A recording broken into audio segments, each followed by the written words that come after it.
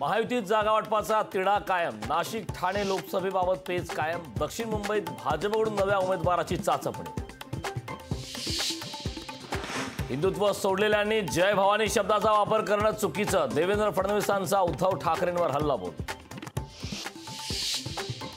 रायगडमध्ये राष्ट्रवादीचा महाविकास आघाडीला मोठा धक्का। काँग्रेसचे मुश्ताक अंतुले आज राष्ट्रवादीत प्रवेश करणार।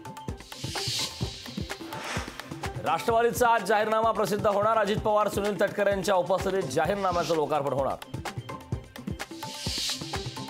जिल्हाध्यक्ष शैलेश गवईसह 5 पदाधिकारी वंचितमधून बडतर्फ। पक्ष शिस्तीचा भंग केल्यानं पदाधिकाऱ्यांवर कारवाई।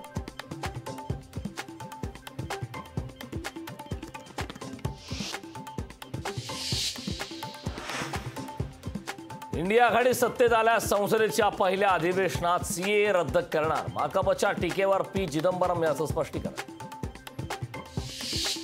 अरविंद केजरीवाल यांच्या याचिकेवर दिल्ली हायकोर्टात आज सुनावणी। केजरीवालांना जेल की बेल होणार आज फैसला। नीरा भाईंदरमध्ये भीषण पाणी टंचाई। 2 दिवसांपासून शहरातील पाणी पुरवठा बंद। नागरिकांचं प्रचंड हाल। मुंबईसह कोकण किनारपट्टीला पुन्हा उष्णतेच्या झळा। 25 एप्रिलपर्यंत उकाडा जाणवण्याची शक्यता। राज्याच्या अन्य भागात पावसाचा अंदाज। लोकशाही मराठी ऐका, पहा, जागरूक रहा।